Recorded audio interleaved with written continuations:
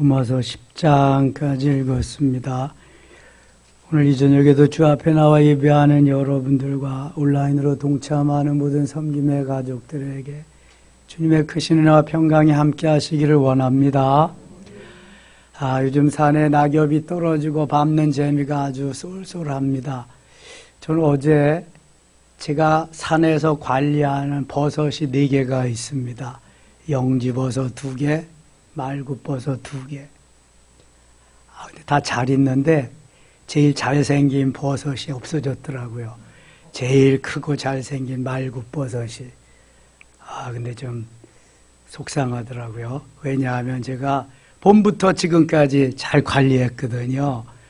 근데 처음에 말굽버섯 딴 거 지금도 목양실에 있어요.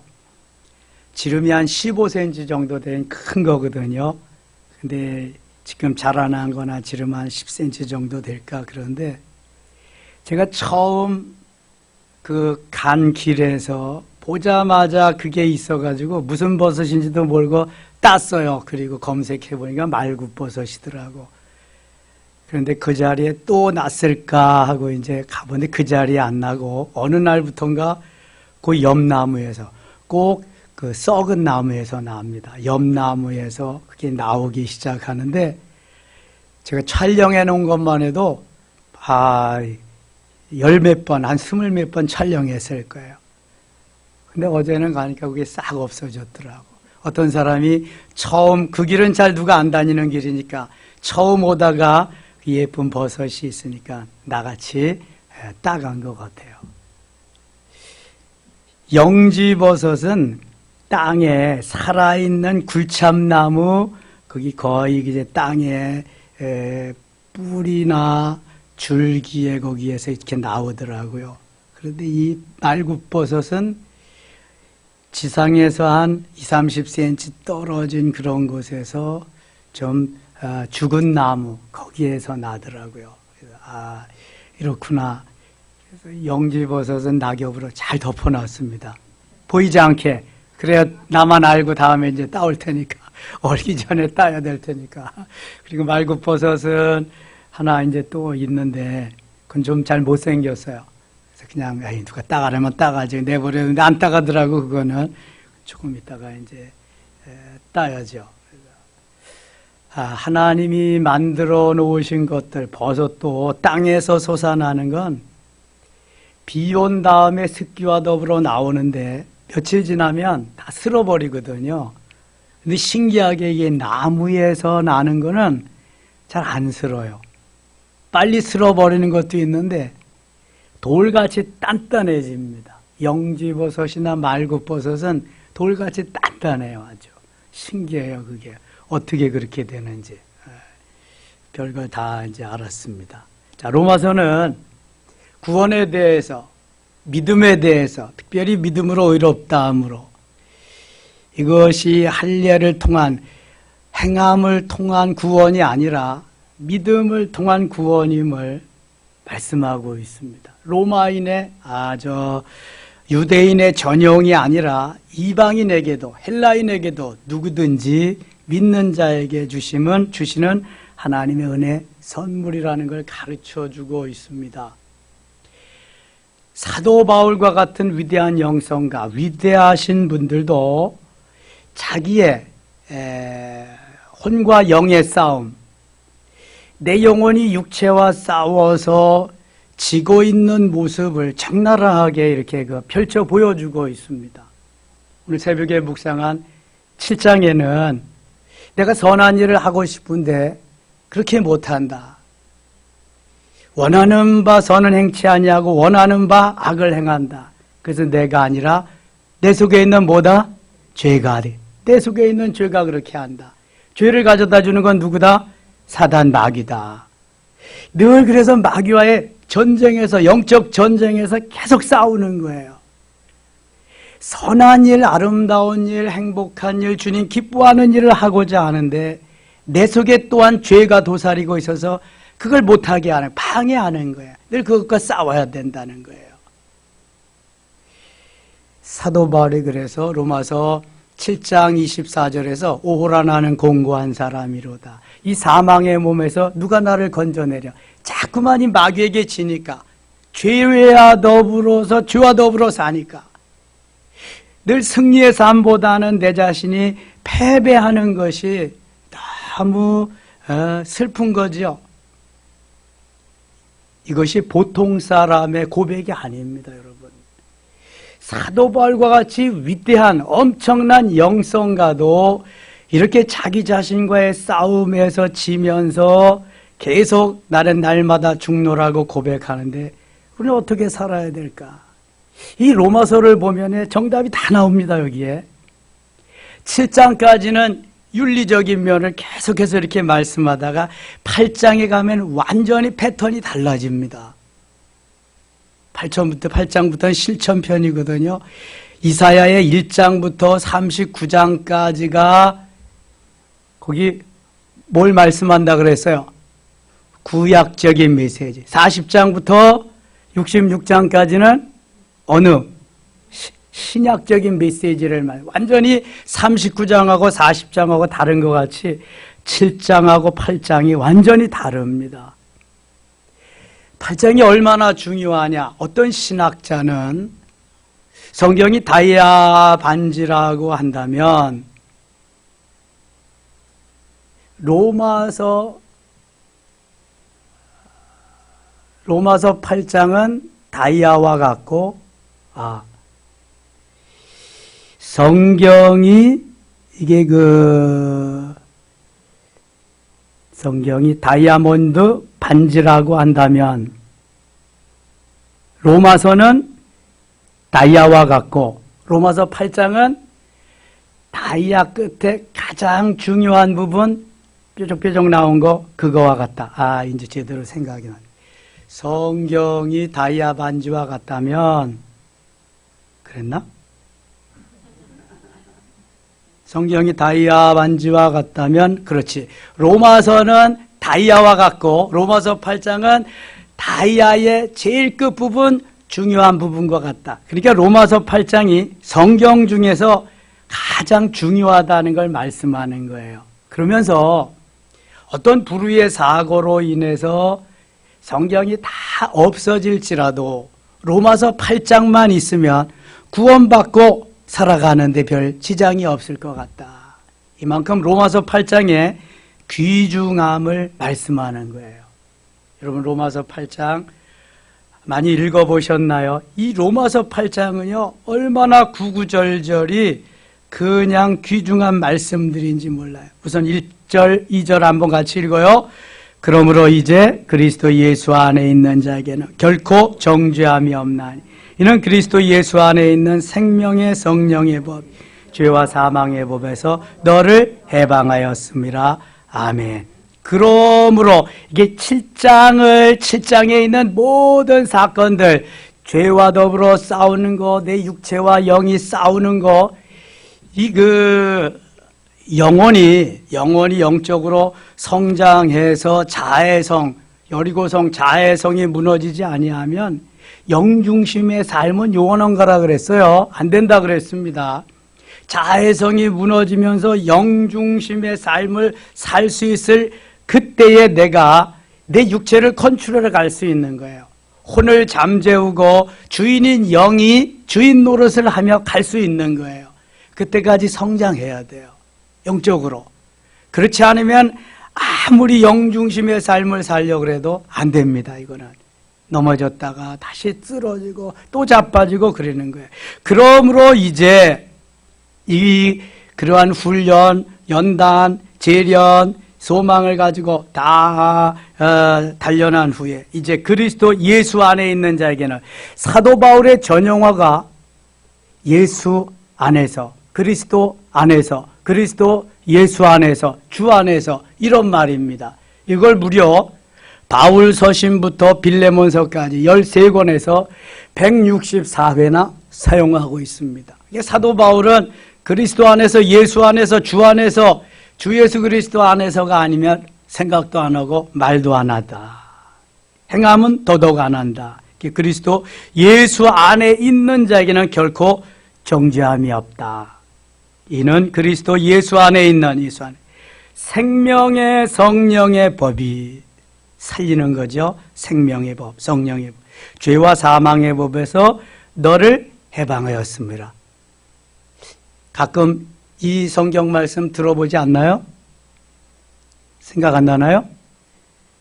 제가 주일날 참회 기도를 하고 가끔 로마서 8장 1절, 2절을 사죄의 확인으로 그렇게 암송합니다.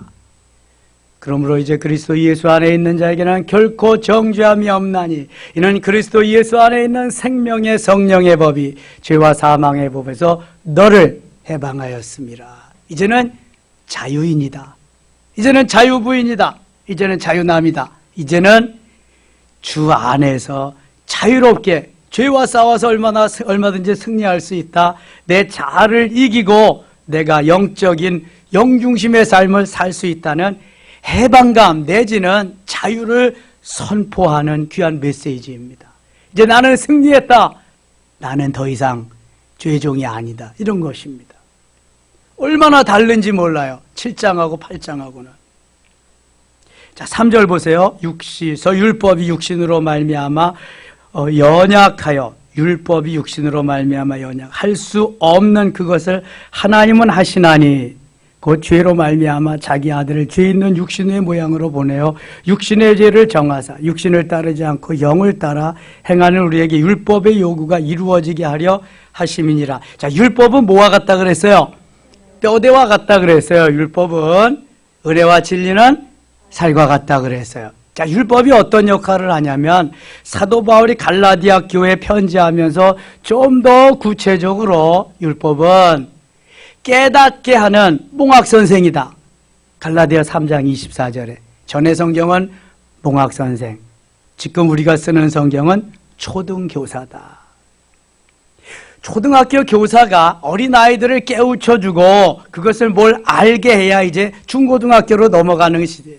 율법을 깨우쳐주는 율법 교사가 돼야, 율법 선생님이 깨우쳐 주어야만 우리는 이제 죄에서 자유함을 얻고 은혜와 진리 속에 살아갈 수 있는 그 법을 깨우칠 수 있다는 거예요. 법이 없으면 세상이 엉망이 됩니다. 똑같은 거예요. 율법이 뼈대와 같이 로드맵, 우리에게 그 지도, 가는 길, 이 해법을 다 가르쳐 주는 거예요. 이것을 사도 바울이 일목요연하게 로마서에서 다 정리해 주고 있습니다.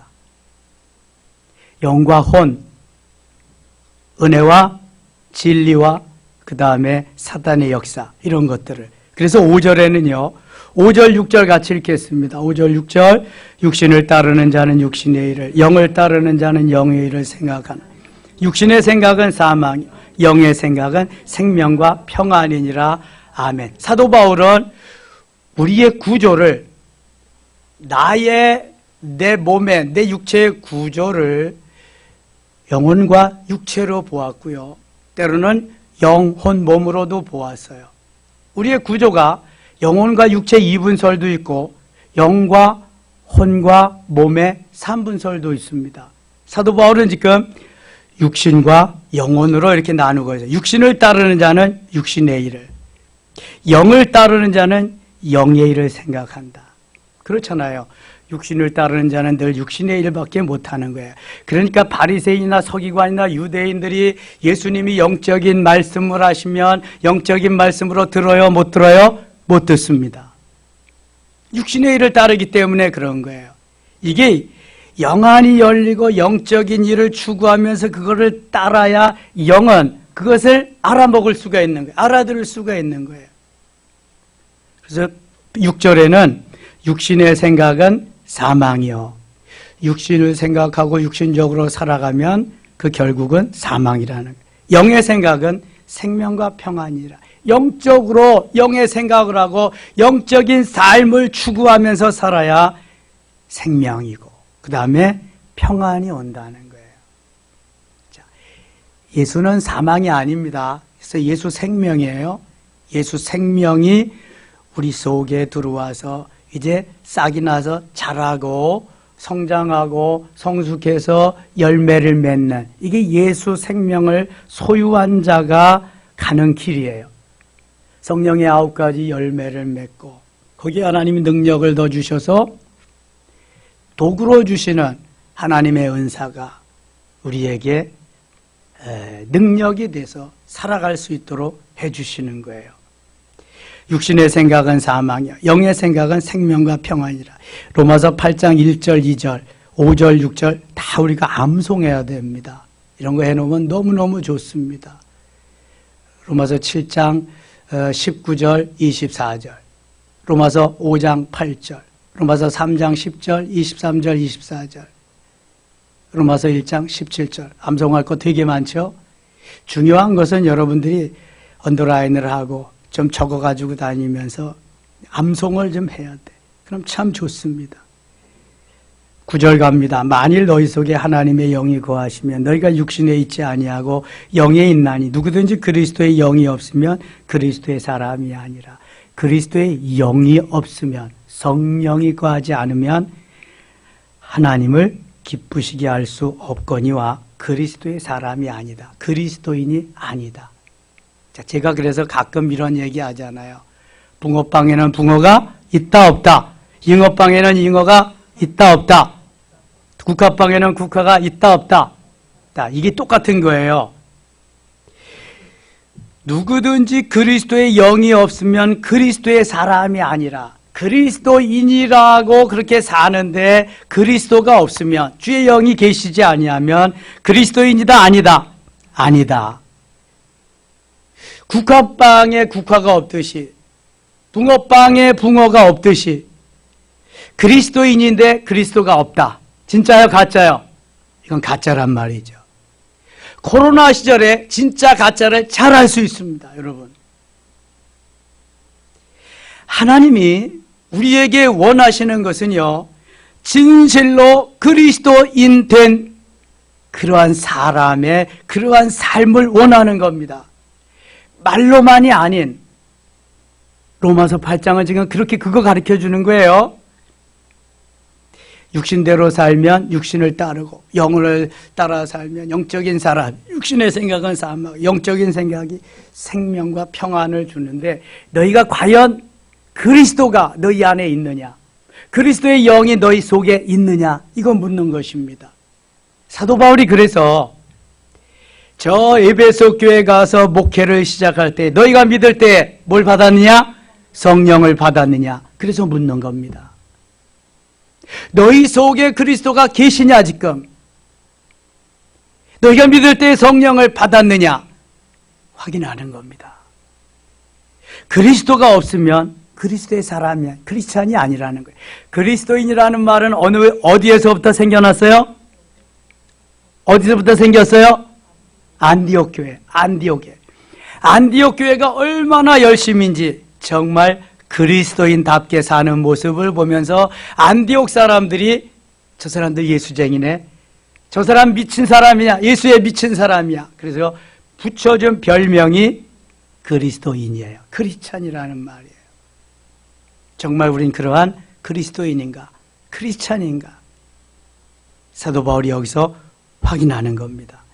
10절, 또 그리스도께서 너희 안에 계시면 몸은 죄로 말미암아 죽은 것이나 영은 의로 말미암아 살아있는 것이다. 예수를 죽은 자 가운데서 살리신 이의 영이 너희 안에 거하시면 그리스도 예수를 죽은 자 가운데서 살리신 이가 너희 안에 거하시는 그의 영으로 말미암아 너희 죽을 몸도 살리시리라. 참 어려운 것도 같고요, 알쏭달쏭한 것 같기도 한데요, 이걸 집중해서 읽으면 참 재미있습니다. 그러므로 형제들아, 우리가 빚진 자로 돼 육신에게 져서 육신대로 살 것이 아니니라. 13절 같이 읽어요. 너희가 육신대로 살면 반드시 죽을 것이로되 영으로서 몸의 행실을 죽이면 살리니. 아멘. 자, 우리가 영으로 살아야 된다는 거예요. 육으로 살면 안 된다는 거예요. 육신대로 살면, 내 소견에 오른 대로, 내 생각대로, 내 뜻대로, 내 목적대로 살면 어떻게 된다는 거예요? 반드시 죽는다는 거예요. 그럼 어떻게 살아야 되느냐? 영으로서 내 소견에 오른 대로, 내 행실에 오른 대로, 내가 가진 마음대로, 내 목적대로, 내 뜻대로 죽이고, 그거 내려놓고, 누구 뜻대로? 주의 뜻대로. 영으로서 내 몸의 행실을 죽이라는 것은 내가 추구하는 모든 것을 내려놓고 포기하고 주님이 원하시는 삶을 살라는 거예요. 여러분, 성경에 해답이 다 있습니다. 성경에 해답이 다 있는데도 불구하고 우리는 내 생각으로 해결을 하려고 그러니까 해결이 안 되는 거예요. 그리고 들려오는 게 나에게 시험거리로 들려오는 거예요. 성경에 해결이 다 있다니까요. 해법이 여기에. 육신대로 살면 반드시 죽습니다. 반드시.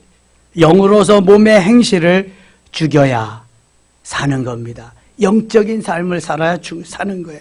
물론 하나님의 영으로 인도함을 받는 사람은 그 하나님의 아들이라. 성령으로 인도하심을 받고 성령의 뜻 가운데 살아야 그 사람이 바로 하나님의 아들이라는 거예요. 바꿔 말하면 그렇게 살지 않으면, 육신으로 살면 아무리 교회를 드나들고 그래도 하나님의 아들이 아니라는 거예요. 너희는 다시 무서워하는 종의 영을 받지 아니하고 양자의 영을 받았으므로 우리가 아빠 아버지라고 부르짖느니라. 자, 본래 우리는 하나님의 자녀예요, 아니에요? 본래 아니죠. 하나님의 자녀가 아니에요. 그러나 예수 그리스도를 영접하고 하나님이 너는 내 아들이다, 너는 내 딸이다 불러주셔서 하나님의 아들 삼고 하나님의 딸, 하나님의 자녀 삼아주셔서 이것을 성경 아답션, 양자라고 불러요.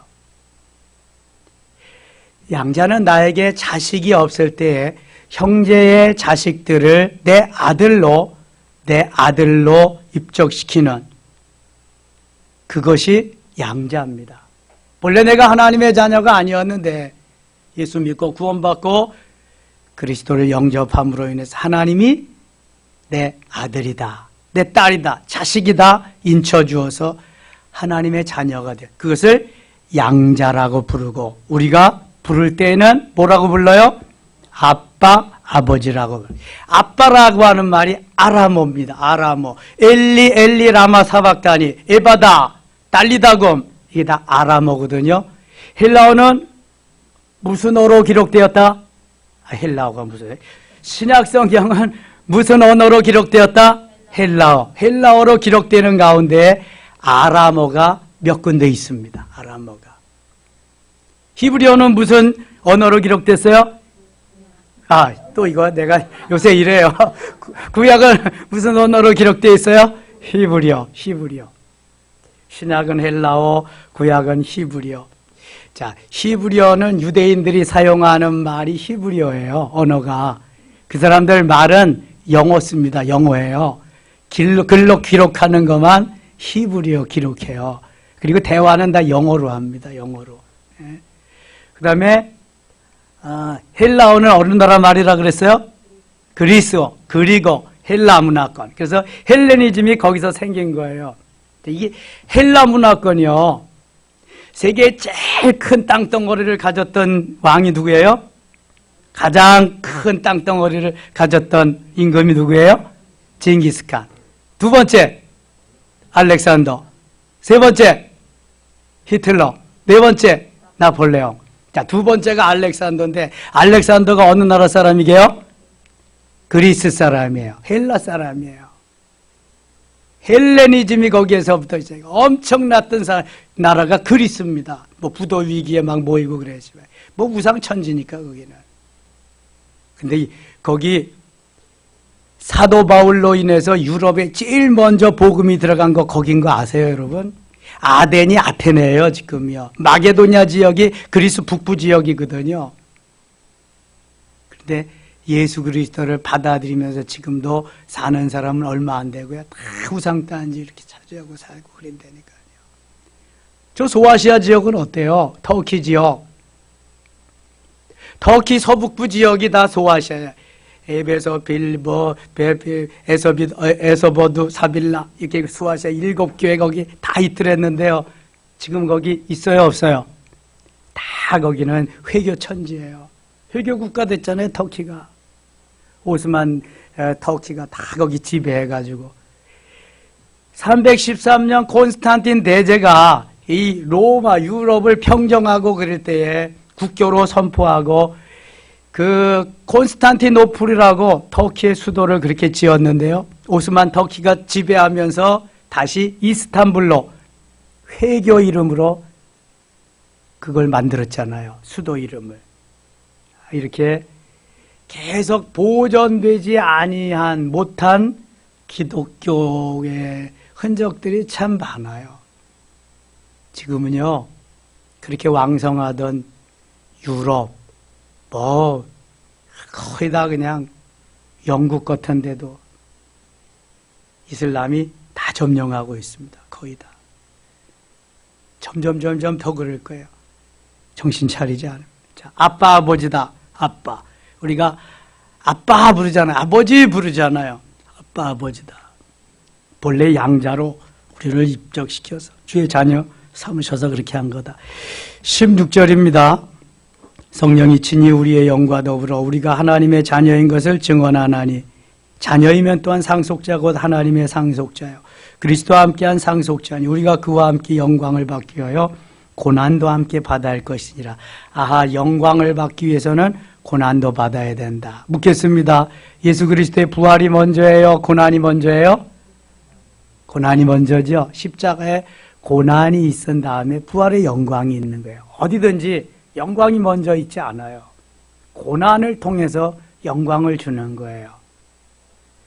처음에 보석을 광산에서 꺼내올 때를 원석이라 그래요. 그런데 풀무불 속에 들어가서 얼마나 뜨거워요. 고난의 세월을 계속 여러 번, 수십 번 걸쳐야 그게 순도 99.9%의 진짜 보석으로 자리매김하는 거예요. 용광로 속에 들어갔다 나오지 않는 보석은 하나도 없어요. 그건 보석이라 그러지 않아요. 그냥 원석이라고 그래요. 조금 거기에 보석이 있을 뿐이죠. 그거 채취해가지고 점점 많이 해서 보석을 만들어가는 거죠. 이게. 고난이 먼저. 잊지 마세요. 그래서 18절에는 이렇게 말씀해요. 18절 같이 읽어요. 생각하건대 현재의 고난은 장차 우리에게 나타날 영광과 비교할 수 없도다. 아멘. 고난이 있는데, 고난을 받아야 영광이 오는데, 그 고난은 장차 우리에게 다가올 영광과 비교할 수 없다. 예수님이 십자가의 고난을, 부활의 영광을 바라보면서 능히 잘 참고 견디셨죠. 그리고 하나님께서 주시는 그 영광은, 천국에서 주시는 영광은 헤아릴 수가 없는 거예요. 그래서 현재의 고난은 장차 우리에게 다가올 영광과 비교할 수 없다. 전의 성경은 좋게 비교할 수 없다. 훨씬 더 그게 좋은데 왜 뺐는지 모르겠어. 그거 내가 성경 편찬위원이었으면 안 빼는 건데, 이거 아쉬운 점이 많이 있습니다. 이거 24절 가겠습니다. 24절. 우리가 소망으로 구원을 얻었으며 보이는 소망이 소망이 아니니 보는 것을 누가 바라리요. 보이는 소망은 소망이 아니래요. 우리는 저 천국에 있는 보이지 아니하는 소망을 소망으로 두고 달려가고 있는 믿음의 사람인 줄 믿습니다. 만일 우리가 보지 못하는 것을 바라면 참음으로 기다릴지니라. 26절 같이 읽어요. 이와 같이 성령도 우리의 연약함을 도우시나 우리는 마땅히 기도할 바를 알지 못하나 오직 성령이 말할 수 없는 탄식으로 우리를 위하여 친히 간구하시느니라. 아멘. 걱정할 거 없어요. 성령이 우리의 연약함을 도우신다 그러시잖아요. 마땅히 기도할 바를 알지 못하지만 성령이 말할 수 없는 탄식 가운데 우리를 위해서 친히 간구하신다. 그러면 난 기도 안 해도 되겠다. 기도하는 사람은 제외해놓고 기도하는 안 하는 사람을 누가 도와줘요? 하나님이. 우리가 열심히 기도하면서 열심히 추구하면서 주의 자녀로 살려고 몸부림칠 때 성령이 우리의 연약함을 도우시면서 성령께서 말할 수 없는 탄식으로 우리를 위해서 같이 기도해 주시며 그것을 벗어나고 좋은 하나님의 자녀로 자리매김할 수 있도록 만들어 주시겠다는 거예요. 실패가 실패로 아니고 고난이 고난이로 끝나는 것이 아니라 실패가 성공으로, 고난이 다시 변해서 좋은 열매로. 로마서 5장 3절에 환난은 인내를, 인내는 연단을, 연단은 소망을 이루는 줄 우리가 알미니라. 오늘 새벽에 묵상했잖아요. 5장 3절 4절에 환난이 인내를 가져다 주는 거예요. 인내가 연단을 가요. 연단이 소망을 이루게 하는 거예요. 그래서 그것을 붙잡고 끝까지 갈 때 성령이 도와주시고 성령이 나를 위해서 기도해 주시며 승리할 수 있도록 우리를 이끌어 가시는 거예요. 그래서 걱정할 게 없다는 거죠. 이 과정을 주님과 함께 가는 거예요. 나만 힘들고 어려운 것이 아니라 주님도 나 이상으로 함께 힘들고 어려우시다는 걸 여러분들이 꼭 기억하셔야 돼요. 나 혼자 당하는 고난이 아니라는 것도 기억하셔야 돼요. 그래서 우리는 능히 이길 수 있는 거예요. 다시 보세요. 26절. 이와 같이 성령도 우리의 연약함을 도우시나니. 우리는 마땅히 기도할 바를 알지 못하나 뭘 기도해야 될지 알 수 없을 때가 많아요. 오직 성령이 말할 수 없는 탄식으로 우리를 위하여 친히 간구하시니라. 기도해도 안 되고 그냥 철야해도 안 되고 금식해도 안 되고 죽고 싶을 때도 있잖아요. 그러나 주님 다 아세요. 그거 다 아시고 말할 수 없는 탄식으로 우리를 위해서 때가 아직 안 됐기 때문에 그때가 되면 이루어 주시리라. 28절 같이 읽겠습니다. 우리가 알거니와 하나님을 사랑하는 자 곧 그의 뜻대로 부르심을 입은 자들 모든 것이 합력하여 선을 이루느니라. 아멘. 로마서에서 다 잊어버려도 28절, 8장 28절 아주 장절도 좋잖아요. 828, 8장 28절 이거는 잊지 마세요. 우리가 알거니와 하나님을 사랑하는 자 그의 뜻대로 부르심을 입은 자들에게는 모든 것이 합력하여 선을 모든 것이 합력하여 좋게 하신다. 모든 것을 더 좋게 하시고 더 복되게 하시고 더 육되게 하시고 더 형통하게 하시리라. 아멘입니까? 이게 바로 주님이 우리에게 주시는 은혜예요. 은혜. 이 말 꼭 붙잡으세요. 이 말씀 붙잡고 말씀이 전해질 때에 말씀이 내게 부딪혀오고 깨우쳐 주시고 내게 쫙 이렇게 임하면은 그 말씀 꼭 붙잡아야 돼요. 그리고 그거 가지고 기도하면은요 큰 은혜를 주십니다. 하나님. 놓치면 안 돼요. 말씀이 하나님이잖아요. 그 하나님이 예수 그리스도고 그분이 성령님이고 그래서 그 말씀 붙잡고 가면은요 하나님 꼭 은혜 위에 은혜 때를 따라 돕는 충만케 하실 줄 믿습니다. 29절 하나님이 미리 하신 자들을 또한 그 아들의 형상을 본받게 하기 위하여 미리 정하셨으니 이는 그런 많은 형제 중에서 맏아들이 되게 하려 하십니다. 또 미리 정하신 그들을 또한 부르신 그들을 또한 의롭다 하시고 의롭다 하신 그들을 또한 영화롭게 하셨느냐. 이것을 점진적인 구원이라고 그래요. 점진적으로 좀 더 하나님이 더 좋게 하나님이 더 엄청나게 귀한 것으로 우리에게 주시기 위한 거예요. 자, 정하신 그들을 부르시고 하나님이 하나님의 자녀로 우리를 삼아주신 때가 언제라고요? 창세전에 에베소서 1장 4절에 우리를 정하셨어요. 그래서 부르신단 말이죠. 정해놨어요. 택해 주었는데 부르시는 시점을 아무도 몰라요. 엄마 뱃속에서 부르셨는지 누구를 통해서 부르셨는지 부르시고 부르신 그들을 의롭다 하시는 거예요. 너는 내 자녀다. 하나님 은혜 주셔서 믿음으로 의롭다 하시고 의롭다 하신 그들을 또한 영화롭게. 그래서 성장하고 성숙하고 그리스도의 장성한 분량이 충만한 데까지 이르러야 되는 이유가 바로 여기에 있는 거예요. 부르셨으니 의롭다고 해주셨고 의롭다고 해주셨으니 이제는 좀 더 성장하고 성숙해서 주님의 영광에 영화로움에 동참해야 되기 때문에 하나님이 우리를 부르신 그 부름에 합당하게 살 수만 있다면 이 자리는 그냥 순리적으로 멋있게 갈 수 있는 거예요.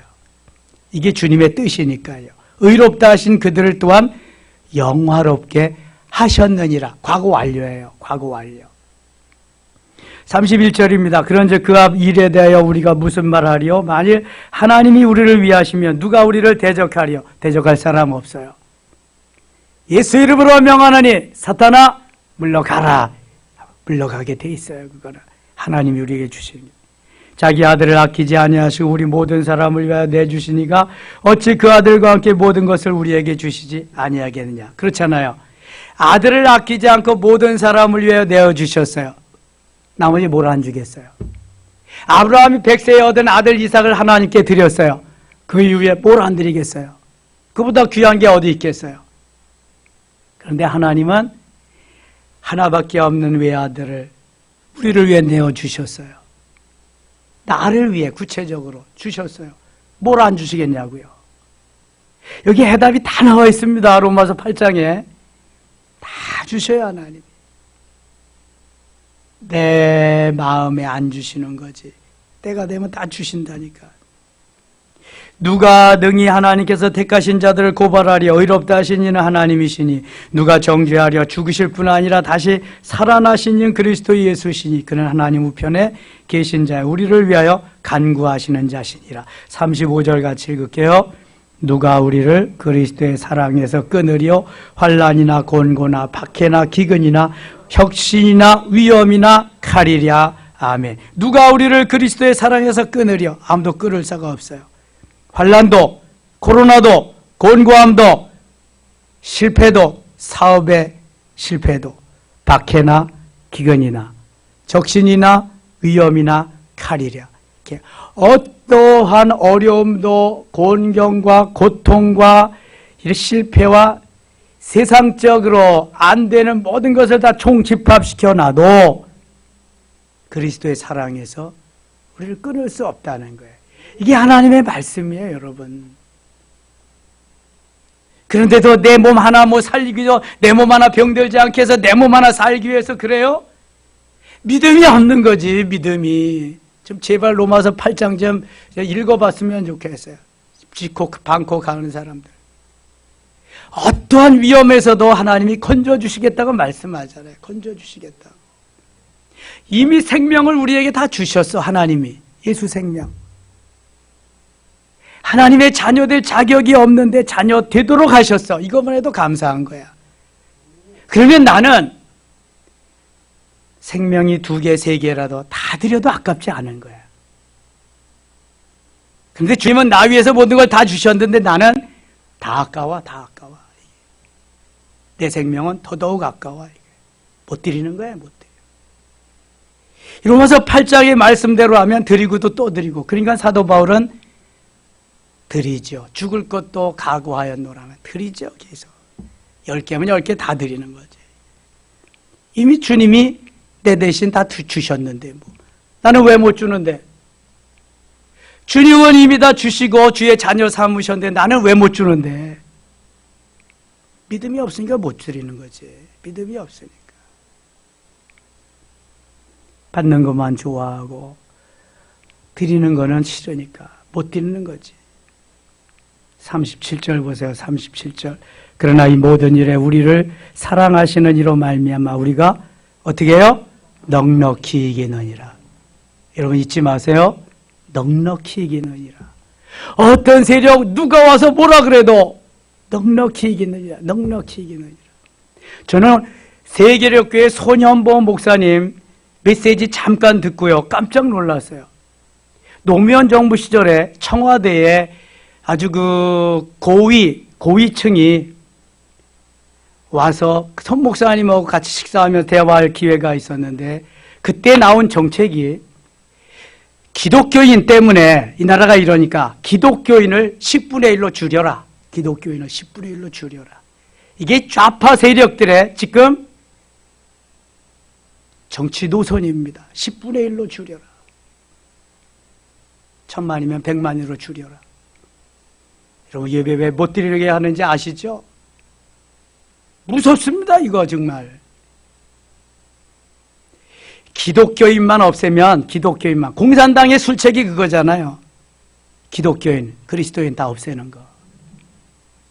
아편과 같다 그러잖아요. 시진핑이가 자기가 모택동 등석평 다음에 3번째에 중국의 위대한 사람으로 나타나려고 지금 다 만들어 놨잖아요. 반대하는 사람 다 만들어서 다 보채고 교회 다 폭파시키고 없애버리고. 무섭습니다, 여러분. 이게 공산당이. 근데 주님은요, 우리가 넉넉히 이기리라 말씀합니다. 넉넉히 이기리라. 간신히 이기는 게 아니에요. 넉넉히 충분히. 38절입니다. 내가 확신하노니 사망이나 생명이나 천사들이나 권세자들이나 현재일이나 장래일이나 능력이나 39절 같이 읽어요. 높음이나 깊음이나 다른 어떤 피조물이라도 우리를 우리 주 그리스도 예수 안에 있는 하나님의 사랑에서 끊을 수 없으리라. 아멘. 하나님의 사랑에서 결코 끊을 수 없다. 강하고 담대하라. 내가 함께하리라 말씀하는 거예요, 여러분. 어떠한 환경과 여건 속에서도요, 주님 살아계십니다. 함께하십니다. 두려워하지 말고요, 놀라지 말고요, 강하고 담대한 마음을 가지면 승리는 우리의 것인 줄 믿습니다. 넉넉히 이길 줄 믿습니다. 9장 갑니다. 9장 18절입니다. 여러분들이 나머지는 좀 읽어보시고요. 9장 18절. 그런즉 하나님께서 하고자 하시는 자를 긍휼히 여기시고 하고자 하시는 자를 완악하게 하시느니라. 하나님은 죽이기도 하시고 살리기도 하시고 복도 주시고 저주도 하시고 하나님 마음대로요. 하나님 마음대로. 하나님 마음에 드는 삶을 살아야 돼. 그러니까 하나님 기뻐하는 삶을 살아야 돼. 내 마음에 드는 삶을 살지 말고. 이게 하나님이 원하는. 그러면서 21절에 이렇게 말씀해요. 21절. 포기자기가 진흙 한 덩이로 하나는 귀 있을 그릇을 하나는 천 있을 것을 만들 권한이 없느냐. 하나님 마음대로 하신다는 거예요. 마음대로. 10장 가겠습니다.